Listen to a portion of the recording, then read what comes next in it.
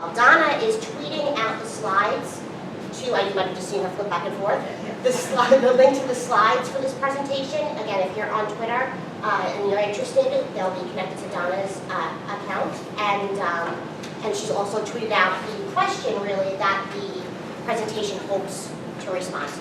Okay, so we have a question up here. What does collaborative information literacy instruction between teaching faculty and librarians look like?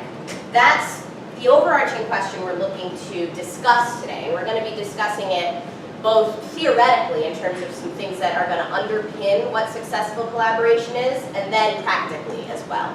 But what we would like to invite you to do is to think about this question for yourselves, even starting right this moment. Any ideas you have, whether they're conceptual, like characteristics, or actual, like logistical ideas, we'd love you to share them. Now, if you're not comfortable tweeting or sharing publicly, that's fine, but at least share them for yourself so you can take them back to your institution. So think about this question throughout the entire session, and please feel free to tweet out your responses using the hashtags. And interestingly, one thing about this question, the way we framed it here, is between librarians and teaching faculty. We want to draw attention to that phrase because we've gone back and forth over the past 3 years since we started working together, or 4 years, which we'll talk about in a minute. 5 now? Okay. About how to refer to ourselves and how to, as a librarian, how I refer to my colleagues who are not librarians at our institution. A little context, librarians have faculty status at our institution, but of course we know that's not the case everywhere. But even so, there's a nuance to how you conceive of yourself in relationship to your collaborators and vice versa.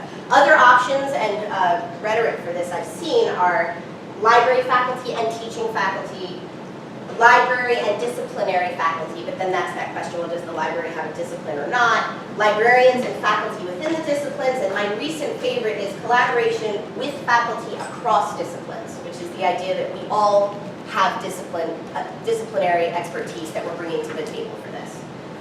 So it's examining rhetoric, the language. I focus very much on the language that you use and what that means, how that shapes the way that you understand what it is you're doing. And again, we understand that a lot of this language may be institutionally contextualized, that you may not have a lot of choices because of the way that your institution or even your collaboration is set up. But just thinking about how we use language. Okay. So we're going to divide this into two parts, as I said, a theory part and what we're calling a praxis part, which we'll get to later. So I want to give you a quick overview about what's going to be covered in the first part. It's a little bit dense, but luckily Tom and Trudy covered a lot of what we were going to include, which makes sense that they did, but we'll be able to breeze through some of our slides and it'll be a review from the morning. So we have these two ideas, meta and pedagogy is what we're going to focus on. So we're going to talk about meta, the prefix, a little bit. We're going to talk about meta-awareness, which is a phrase sort of unique to the two of us. We came up with that, and then what we mean by it. Meta-literacy with a hyphen or a dash, which we'll talk about what that is in relation to meta-literacy as a single word. So that's going to be sort of one part of the arc.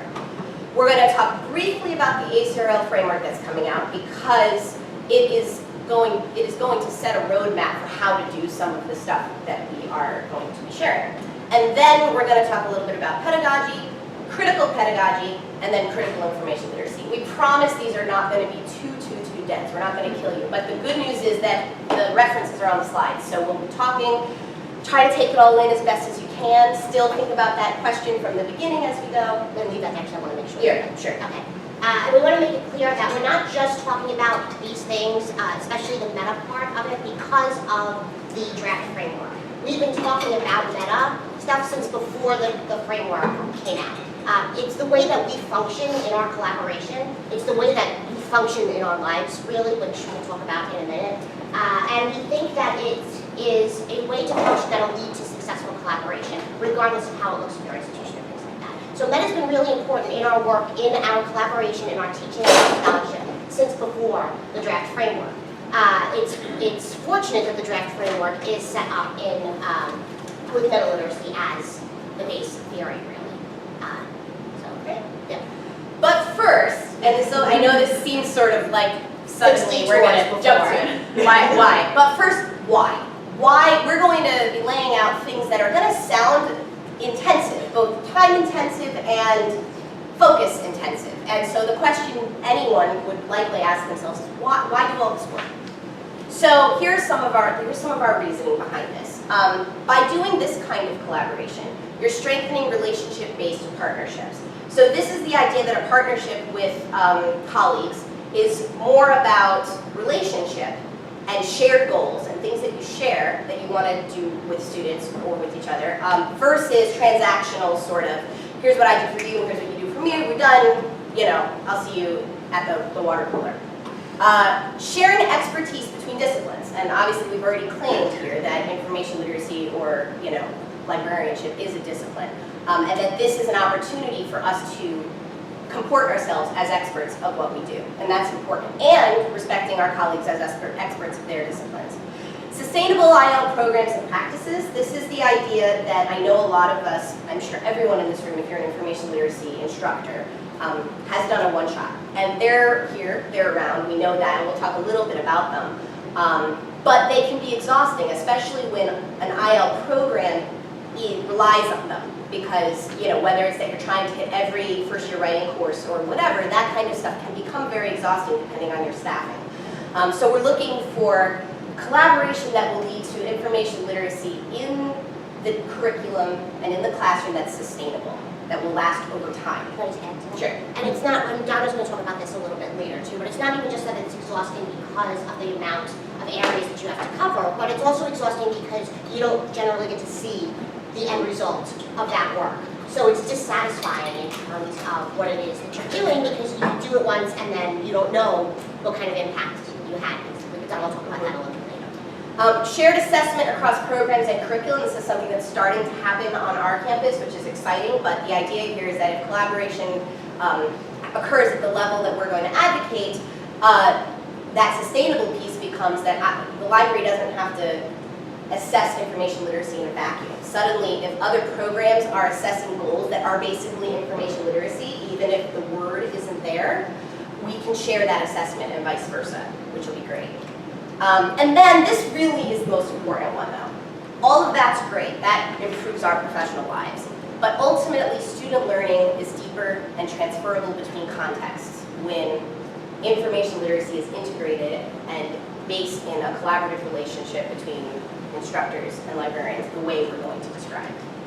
And as I think I said, the front end work is intensive, but to use a random money metaphor, the dividends that pay out are huge because students are going to be able to transfer this between contexts, a la meta literacy, which we'll talk about later, and professional satisfaction increases as well, as Teresa mentioned. So, next. Okay, yes.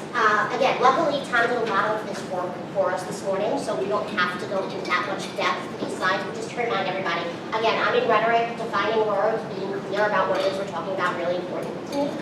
So I wanted to start with the definition of meta, and meta comes from the ancient Greek, meaning after. It's also evolved into meaning beyond or about, so two examples we were going to use is metacognition, thinking about thinking, like Tom said this morning, and metaphysical, reality beyond the physical. And then also meta-literacy, the thinking, literacy about literacy, and we're going to talk about that definition in more depth in a couple of slides. Meta's come to be understood as a deeper level of abstraction about an object of study. So Donna and I have functioned in this kind of deeper level since the beginning of our collaboration, and the quotes that are up there right now are from our students in the first iteration of the course that we co-taught together. Our students would start, like probably, what was it, like week 6 maybe Will came up with it? We were having a discussion, all of a sudden he kind of threw up his hands and he was like, oh, he's like, now we're in Meadowland again. and then at the end, by the end of the class, they were referring to things as, wow, that's so meta, comments that their friends are making and things like that. So it's been a part of what it is we're doing from the beginning, even if we weren't really aware ourselves of how it was functioning in our work together. Meta-awareness is how we first articulated what the goal of our teaching was, the course that we co-designed.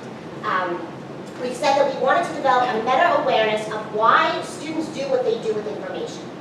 Okay, and then by the end of that, we were calling that meta-literacy with a hyphen.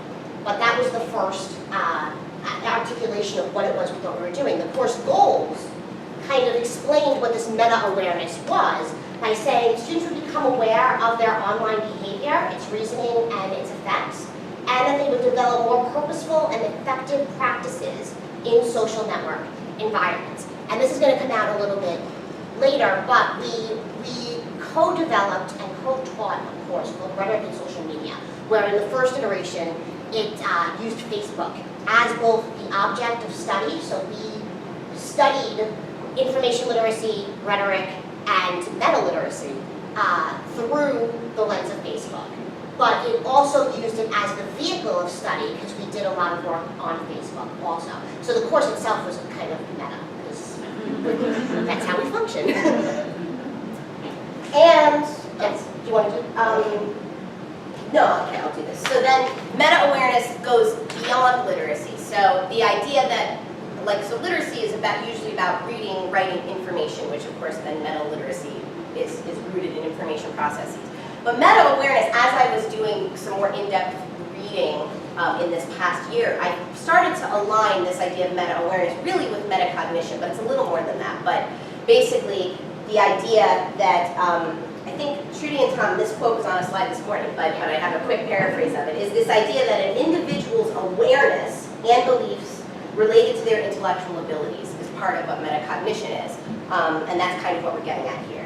And then also the idea that metacognitive abilities can be developed through teaching strategies, and that was a Flavel idea that they drew on this morning. So those are things that are built into the course and into what we're aiming for, and also not only what we're aiming for students, but what we're aiming for ourselves in our collaboration. That's going to be the extra layer we keep returning to, that we're not just talking about how to teach students well, we're talking about how to teach each other well as collaborators. Right. And again, we started talking in terms of meta-awareness, but understanding now that it differs from meta-literacy, and that meta-literacy is more situated in information processes. Definitely. That we wanted students to be able to articulate their practices in literacy terms. So what is it that you're doing on these social networks that can be directly related to the literacy instruction that you're getting in the classroom, basically. We wanted them to start to see how there was that overlap. We defined this as a critical awareness, and in one of our first, it was our first publication? Yep. Okay. So here it comes. Yeah, I'm going to read this just in case people can't see the slide in the back. Information literacy in the age of social media requires a kind of meta-literacy, and this is with a hyphen, that previous understandings of information literacy did not. Educators must teach themselves and their students to be critically aware of why they do what they do with information, otherwise the tools will make decisions for them. That's how we first defined meta-literacy in our publication from 2012. Yeah. And so there's a graphic up here that I'm going to talk very quickly about. For those who can't see very closely, it's two different cycles really. The outside cycle is a one-way cycle, and it's the using the ACRL 2000 standards. So we've got need, that's the idea of determine your need, access, evaluate, synthesize, and then what we call ethics, but that idea of standard 5. This was a graphic we created in 2010 for a different presentation in which we were presenting our ideas about Facebook and information literacy. So we took the 3 Facebook functions, things we find on Facebook, feeds, share, and comment, and basically tried to begin to articulate for ourselves and our colleagues who would listen the idea that these things need to be integrated. Yeah. They need to, eventually information literacy needs to look much more like this, with these ideas, the tools and the environment mixed in with the activities. So we're hoping that that sounds a little familiar, because our next slide is meta-literacy as theorized by Tom and Trudy.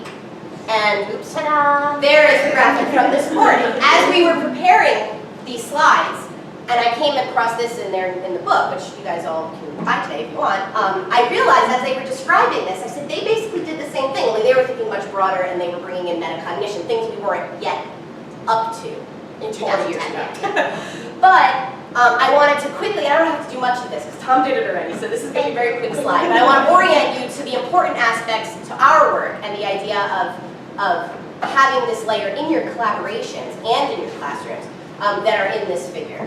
So it's described as that the meta-literacy core is a revision of the original information literacy construct. Metacognition as a permeable layer, which we just talked about, and I love that it has that dashed line because it's going to imbue the entire process, which comes right from their work with this. This is why this was so exciting to me. They intentionally put the essential aspects of the original ACRL standard definition are in there. In other words, those verbs, those things that we have always been part of information literacy. But the mediation sphere references significant trends in open and online learning. Tom already talked about it. I'm not even going to get into it. But what's great about this next layer, the one that says OER, social media, mobile, and online, a quote right from their book that I just want to share briefly is the idea that this sphere should change. The words that are in that are going to change. Like wearable tech is going to be in there. Cloud's not in there, but you know what I mean? The idea of that represents the environment and the context in which these processes are happening. And then incorporate and use is expanded to include produce and share, and further to collaborate and participate. And those are those new activities. They're not really new. Of course, students have always been doing them, but these tools are bringing it out more. So they're important, and we need to draw attention to them. Finally, they describe it as a nonlinear, circular, and transparent framework that is flexible, open, and decentered. And then I want to read a quick quote, that the circular nature of the visual meta-literacy model offers flexibility and illustrates an open framework that could be approached from any point. This is going to be important in a minute. The scaffolding that takes place in this context is decentered, building on the experiences and strengths of the individual. This is hinting at, here, and then later on it gets drawn out more, the pedagogical opportunities that arise when we think of information literacy in this way. No longer does it need to be linear, a checklist in which it has to happen in a specific order. A student can enter the circle from any location, just like an instructor can enter the circle in their own processes and in their collaboration from any part of the circle. So, and all of this comes from their book, which I have the reference up there. Why are we sharing this? Hopefully I got through that fast. The reason we decided to talk a little bit about meta-literacy today is because, first of all, it's a major part of the course we're going to talk about in the second half of the presentation. Remember when I said the examples of praxis. It's also a goal, meta-literacy is a goal that's shared across disciplines. Whether they call it that or not, these are things that when we translate it to disciplinary faculty, like this is what we're trying to do, they will be able to hit on, like grab certain verbs and activities that we're describing and say, oh yeah, I need my students to do that too. And those are those moments where then you can build learning experiences around those shared goals. But most importantly for this particular presentation today, our argument today, the thing we're advocating for, is that we need to be meta-literate information literacy instructors and collaborators. So we need to embody it in our work if we're going to authentically and successfully teach it to our students. And so that's why, some of what we're talking about today in relation to that. Okay? We're good? Yeah. Oh, which brings us to, briefly, to the ACRL framework. And luckily, again, Trudy spoke about it today, and she's a big expert on it, so I don't need to talk that much. But I do want to share that here, this description of it comes from us, but it's important because it's going to relate to later in the presentation. That the framework that's coming out, eventually it's going to be finalized, we're all giving feedback on it. It is a framework for both teaching and learning information literacy. Again, what we're claiming is our discipline here. It is heavily influenced by meta-literacy, so that's kind of obvious, but it also emphasizes the vital role of collaboration and its potential for increasing student understanding of the processes of knowledge creation and scholarship. So again, collaboration, but who's the collaboration between? Collaboration between students and their peers, yes. Collaboration between students and their instructors, but also collaboration between librarians and teaching faculty. So this idea that, that word doesn't have to only be situated in the classroom as something that we're facilitating between students, that kind of thing. Threshold concepts as collaborative contact points. We're definitely not going to talk a lot about threshold concepts today because it's not so much what we've been working with, but it is the center of the framework. So it's related to collaboration. I have a quote up here from a member of the task force, from a blog post that he posted back in February. So this is Dr. Troy Swanson. He describes threshold concepts in this way, and his description fits what we're talking about here. So that's why I want to read it. These concepts open a point of conversation between faculty members and librarians. Since the new framework does not outline skills to teach, but instead thresholds of understanding and dispositions for action, librarians and faculty can explore how students develop as information literate learners within the curriculum. This is a move past the one-shot session toward more meaningful pedagogical exchange.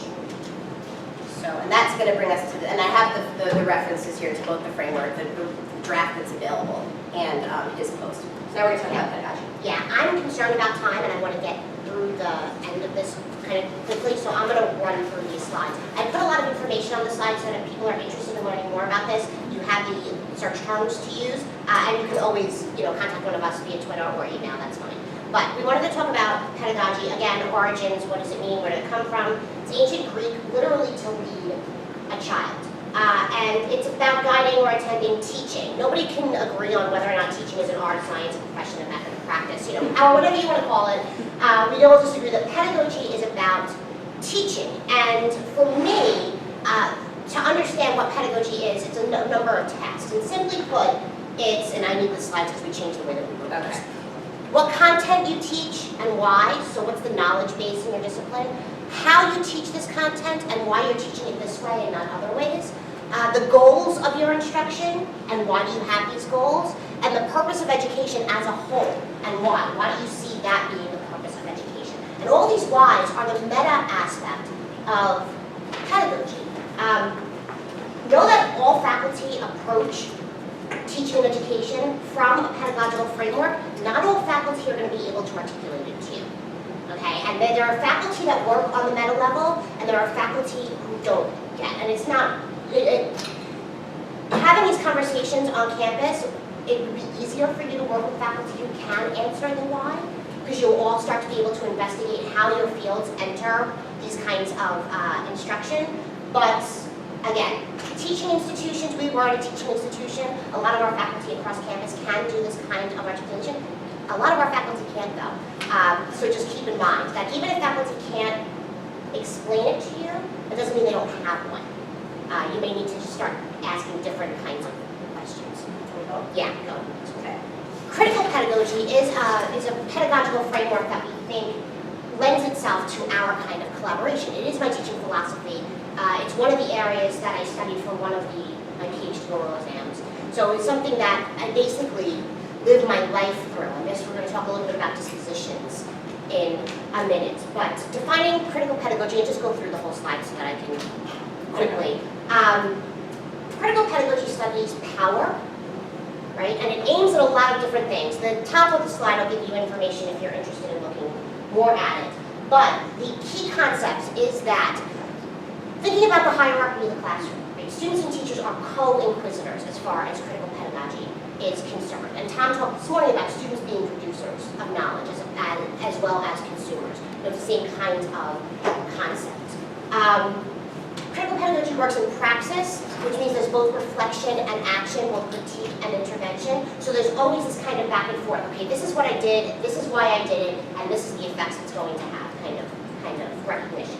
And the aim of critical pedagogy is to develop critical consciousness within students. It's the understanding that reality, ideology, and discourse all work together to create the world that we live in. And that's basically, how you live, how you understand the way that you live, what your beliefs are, and how you use language.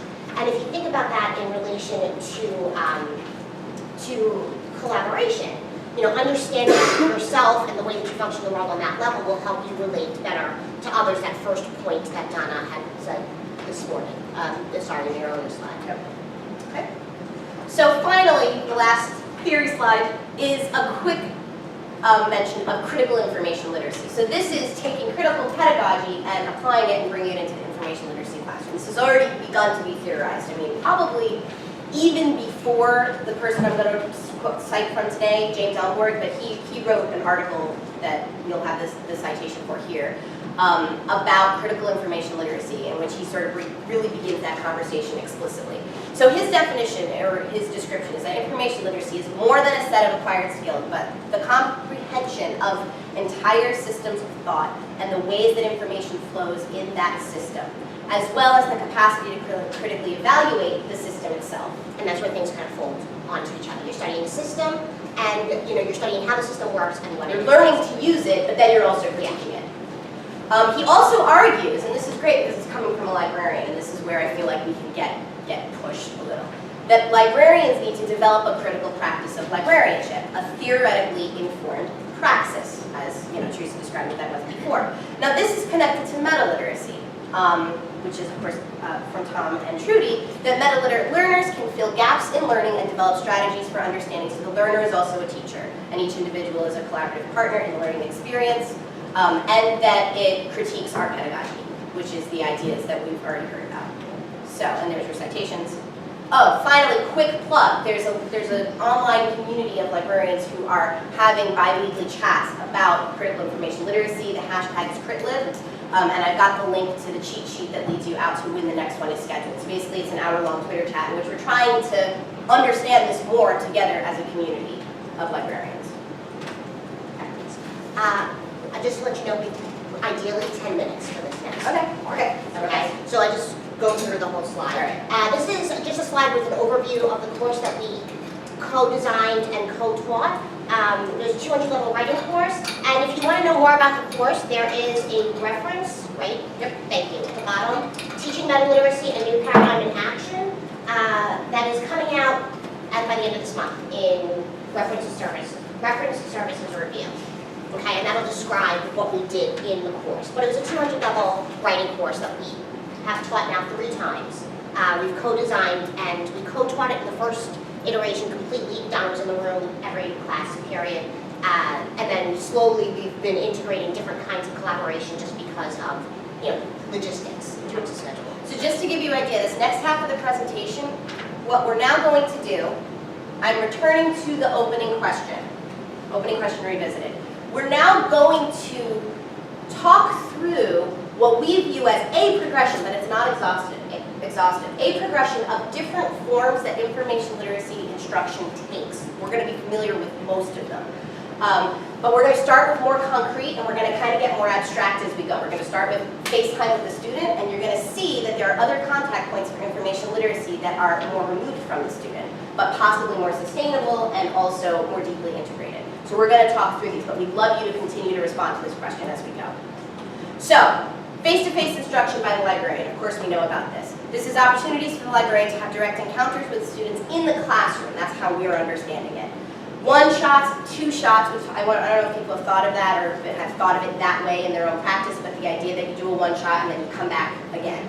I'm now calling that 2 shots. Embedded, which a lot of us, there's a whole discourse about double that. shot. That's what Double shot? Okay, double shot. And then co-teaching, which is what we did, and we're going to talk about that. And then sometimes just teaching. At Scranton, we do not have credit-bearing information literacy courses, but many institutions do. I know SUNY Albany does. So those are sort of the different types of face-to-face instruction. Rhetoric and social media, we co-taught, so if you want to talk briefly about that. What that means is when I landed on campus in 2009, in the new faculty orientation session, the first week, they had one of the librarians come in and explain to us that there was an opportunity for faculty to earn a stipend if we worked with a librarian to develop a course or to revise a course that's in existence by infusing that course with information literacy. And I had already had the idea that I wanted to do a Facebook course, a rhetoric, a Facebook course. By being a user myself and being in rhetoric, being in Facebook, I knew that there were a lot of complicated rhetorical issues, and I wanted to build a course anyway. And in my head, because I'm in writing, I was like, oh, everything I do is information literacy. I might as well, get some money for it. Not realizing that, there was a whole discipline that you all had, research and documents and stuff.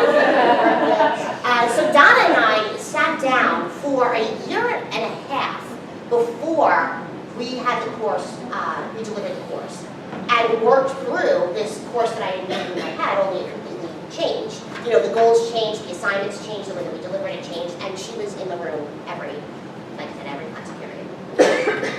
So the next level of abstraction, which is still very close to the student, is this idea of reference interactions or one-on-one research appointments. And I'm putting them together, even though I know a lot of programs sort of definitely do those as 2 different things. The idea here is that it's opportunities for the librarian to have direct encounters with students outside of the classroom. Examples, usually this is referred by the instructor, self-directed by the student, librarian plugs their self during face-to-face instruction. I mean, those are some of the typical contexts in which these encounters occur.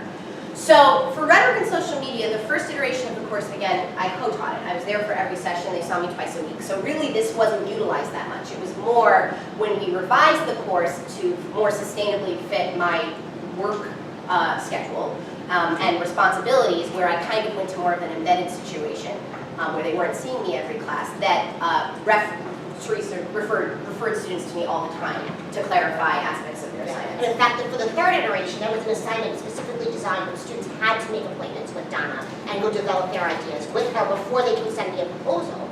And then they had to meet with her after they met with me for the proposal, either via email or in the library, to develop what we talked about. So it was very specific. Online learning objects and environments. So again, that's kind of a lot. And we have a big disclaimer here that we are not online instructors. So there's going to be a whole slew of tools and ideas that fit under this that we're not conversant in. But we wanted it, of course, important. And we did utilize it a little, so we'll get there. The pedagogical use of online objects or platforms to deliver course content or to facilitate learning. That's how we're describing it, what we mean. Usually, typical examples, tutorials, research guides, learning management systems, and then, for us, social media platforms, blogging, whatever, those kinds of things. And again, I said this before, the course basically existed in MetaLab. We were both focusing on Facebook as an object of study and also the place where a lot of the study happened. We did this very purposefully, and when Donna and I presented ourselves as users on Facebook, we made very purposeful decisions in relation to our objectives for the course. So, like, we functioned on Facebook in a specific way to model for students the kind of meta-literacy that we wanted them to develop through the instruction in the course itself.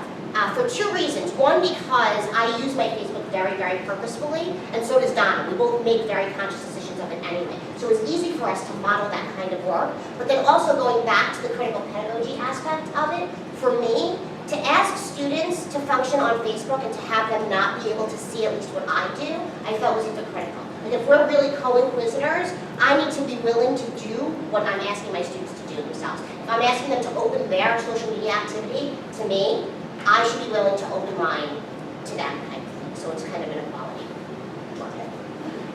Assignment design. Now we get to move slightly away from seeing students in person and some of the more typical pedagogical things. But the idea here is that I'm trying to give you ideas of entry points into some of your one-shot situations to say, well, what are some ways I can influence information literacy in these situations? Assignment design is a big one. Yeah. And again, some faculty are going to be able to work on this level and some faculty aren't. And in terms of assignment design, faculty should ideally be designing assignments directly in relation to the outcomes that they want to have by the end of the course or by the end of that unit or something to that effect. A lot of the times those assignments will have outcomes that are linked to information literacy outcomes or the library's outcomes. They might not articulate them in that way, but as librarians, you can get a hold of those assignments and start asking questions, and we're going to talk about that in a little bit. You might be able to infuse information literacy at that level, before the assignment is even given, to have it tweaked just a little bit. Or for the next time if you have a one-shot group that comes back over and over again. So some tools for you. Questions librarians should ask about the assignment as given, assuming you can have it. Is there an assignment prompt, a sheet? And do you have it in your possession in advance of your class? We want to hope you do. But if you don't, ask for it. What tasks, and we really mean verbs in this case, is the instructor asking students to do? How are the library's resources or information sources in general named or described by the instructor? Does it mention the library at all? These are important questions to kind of know because it's setting the context for the student as to how they're going to interact with the library and you. How realistic is the due date? This is more for yourself because it'll help you manage expectations. It's also for the instructor because a lot of the times Donna will call me on stuff at this point in our process. Right? What I'm asking students to do in this amount of time is not realistic at all, and I'd have to adjust, But it's our relationship that enabled me to tell her that. Of course, there's going to be situations in which we can't call a professor on that. So at the very least, you ask these questions for yourself so you can manage what's really realistic for the amount of time the professor is giving you in their schedule. Is the assignment or the instruction occurring at the optimal time? That's a scheduling thing.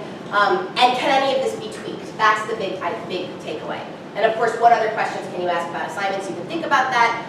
very briefly say that. And we don't need to say anything, just that we co-design every assignment that's been given in this course since the first iteration of it. So we designed the course and redesigned it 3 times already. Donna was in it every class period the first time. She wasn't in it hardly the second time, halfway through the third time. Didn't matter. Every assignment we co-designed together.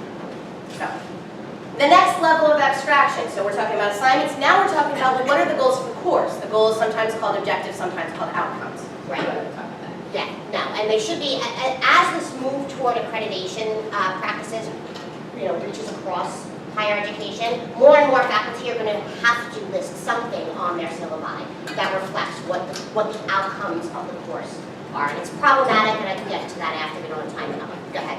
So, but if you can get access to these, usually they're on the syllabus, but here's some questions you can ask. Do you have the syllabus? Now, I teach one-shots where I don't have the syllabus a lot of times, and so that's, again, something to build that relationship for the next time around.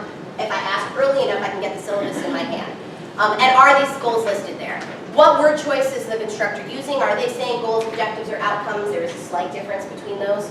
Are they measurable? And that's key, because that'll help you figure out what you can do in your session, and what kinds of verbs are used. And do any of them overlap with information literacy? That's the key. Once you have them, you do that meta work, and you say, okay, are any of these also information literacy? And that'll help. Okay, well, do your best. Okay. So we already talked about the goals of our course, so we're not even going to talk. We've mentioned it several times already, but basically we built 3 different lenses, 2 different lenses in rhetorical theory and practice, traditional information literacy, which is kind of a misnomer, and then 2 meta literacy goals as well. So, disciplinary frameworks. This is the idea that we can utilize our own frameworks and also the frameworks of the other disciplines to figure out ways in which we can interact. It's a framework for teaching and learning within a field or discipline. I have a list of examples at a link that's online. I'm not even going to talk about it. I talk about it. What we did in preparation of designing the course was we literally sat down with the ACRL standards and with my disciplinary standards. We have the WPA outcomes for first-year writing, and then later on the frameworks for success in post-secondary writing. Sat down with the documents next to each other and referenced them to see where the overlap was. Literally mapped out. And we have a citation on the slide that leads you to a conference paper in which we presented that analysis. So And the proceedings for that paper are available, so the link is there. You can see that. Okay, the last 2, we will go through them quickly, but they're the most abstract. So sort of, we're going to take a breath and we're going to try to describe what we mean here.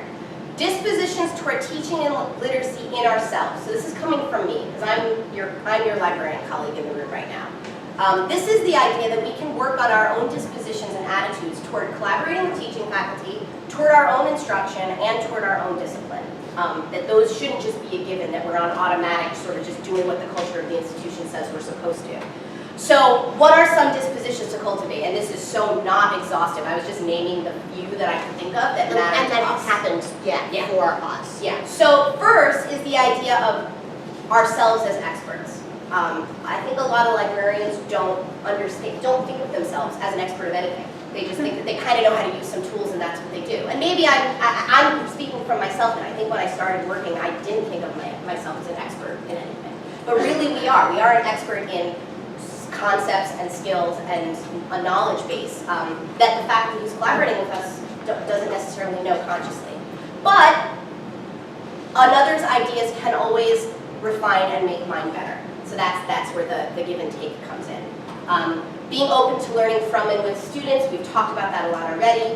And then risk and vulnerability within the collaborative partnership. And I mentioned that because a really interesting point that we realized that I said to Teresa early on when we were preparing for today was, one of the biggest things that I could not control from the very beginning of our work together was how she treated me. Yeah. And again, because I live my life with a disposition of critical pedagogy, the way that I treated her wasn't for me, it wasn't really a question from the beginning. I had this idea for this course that I had built in my head, and I found out about this opportunity, and immediately I was willing to dismantle the whole course, depending on what Donna, had to contribute, kind of thing. I saw her as an equal from the beginning because of my pedagogical background that leads me to. But we can't control how a faculty member is going to view our expertise or our work. And so that is something that there's a vulnerability in reaching out and offering ideas in this way. And that's an important thing to acknowledge because it's powerful in its vulnerability in its way. So we talked about a critical pedagogy disposition. Finally, teaching the teacher. Some of us have heard this already, but really this is what it all comes down to, in my opinion, in the long run. That we, information literacy librarians, can teach faculty within the disciplines how to teach information literacy so we don't have to do it ourselves. That's really the end goal, and that's where the title of this presentation comes from. If you love something, let it go, because it will come back to you. The idea is then students are learning information literacy in every classroom throughout the curriculum. And in a way, we can take, I don't want to say credit or ownership, but we can be proud of that, even if I never had direct contact with those students, because we are helping to give a theoretical frame on campus for this. So what are our opportunities to do this? Yeah, I want to do the two at the same time. Discourse on campus and curriculum committee and reform kind of work together. Through collaboration and librarians by themselves, can start having these conversations on campus without actually identifying them as conversations about information literacy. There's curriculum reform going on all the time. If you can get your language into that discussion, you're infusing the curriculum with information literacy without even identifying it as you're doing so. And this has happened with both of us this whole year. It's actually been 3 years. It's been nuts on our campus. But we've got documents that are articulating our GE that have basically quotes from the ACRL documents pulled in there, because we were just able to say, well, look at this, and that was it. Shared guideline structures, and then incentives, institutes, and faculty development programs, and that's our stipend program. Yeah, so there's more information about our library, the Weinberg Memorial Library at Scranton, this stipend program, which to me I feel like is a jewel in our program, and it was there before I got there. But basically, it's incentivizing for the faculty, the disciplinary faculty, to reach out and actually initiate these collaborative relationships. And without it, it's huge. Yeah. And without it, it was the stipend program that brought us together, among other things. So, finally. Okay, yeah, this was what to look for in a faculty collaborator. And again, this kind of brings everything together.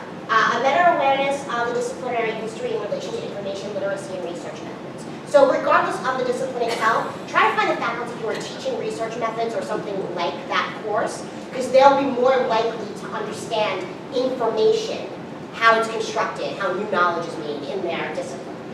Faculty who are better aware of pedagogy. Again, some faculty are going to be able to explain to you exactly why they do what they do and how they do it in the classroom. Some faculty are going to look at you like you're nuts, because they say, what do you mean? How else should I do it? Kind of thing. Faculty who are better aware of the course goals, objectives, and outcomes. Again, more faculty are going to be doing this because of assessment and things like that, but not everybody right now is on that level. And faculty who are better aware of their students, how students function. Right? Those are probably going to be the faculty who are easiest to collaborate with on this kind of